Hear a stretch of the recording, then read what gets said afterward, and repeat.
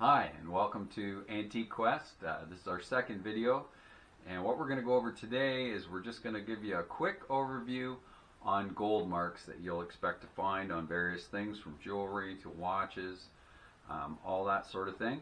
So we're just going to give you a quick rundown of what's the most common things you're going to see and what they mean. So first of all, most of you are going to be familiar with 10 karat, 14 karat, and 18 karat. Those are your main jewelry gold marks you're going to find, and most of them are going to be stamped just like that, a 10 and then a big K.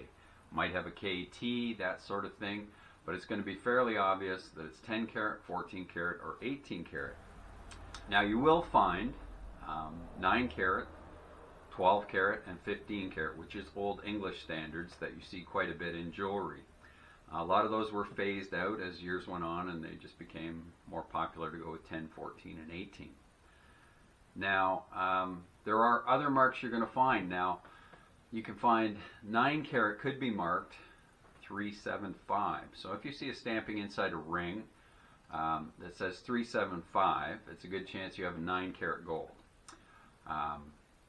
10 carats about 420. You don't see that one too often, but you do see a lot of items marked 585, and what that is 14 karat.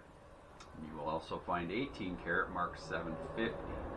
So those are some of the marks you want to look out for. A lot of people don't know those gold marks, and they pick them up and they don't think it's 10, 14, or 18, so they sort of ignore it. And you can find a lot of great deals that way and make yourself a lot of extra money.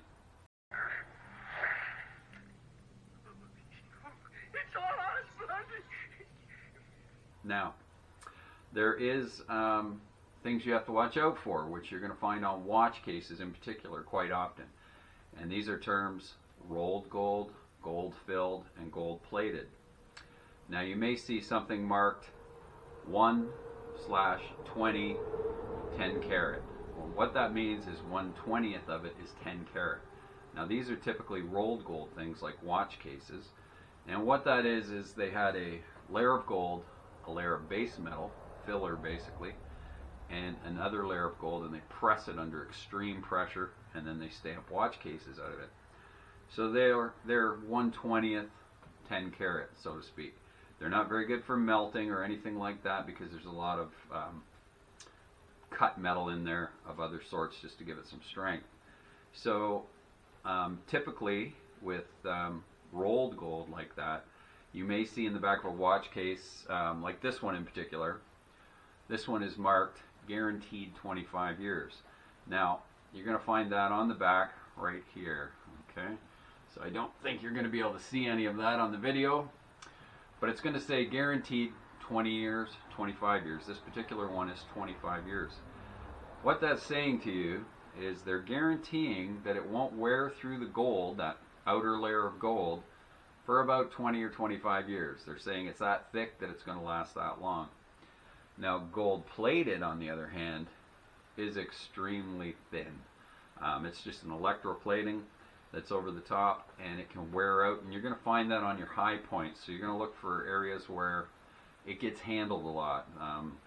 You know, high edges, if there's a design at the top of the design, you're going to see, and if you get a magnifying loupe, a lot of the times you can see where the gold's worn right through and down to a base metal, which may be brass, but you're going to see that color variation. Now, typically, some marks are very difficult to find. Some things aren't marked.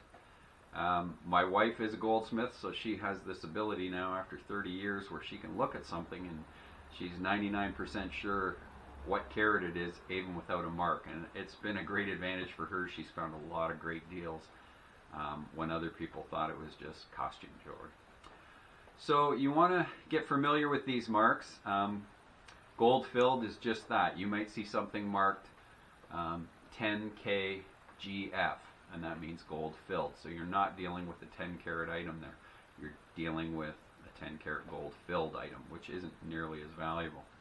So the gold filleds are, and rolled gold in particular, are better than gold plated because it's a much thicker coating on it, but they're not solid gold, so they're not great to buy for scrap. They typically have much lower value, and you have to sort of value them more on the item itself rather than the gold content. Whereas with a pocket watch, especially these days, now the gold's presently today here in Canada, I think it's around $1,320 an ounce. You can get a lot of money for, say, a watch chain that's, well, and a watch case in particular, because there's a lot of gold there if it's solid gold. This particular one is just marked with a star marking. Now, in a case like that, and it's perfect, so you're not going to see any wear through here, any high points. You can actually go to a watch book and find out what the certain marks are that really don't tell you what the content is, but they have a list of the various company markings, and some of them are actually turn out to be gold, even though it might just be a picture of a star and a moon or that sort of thing.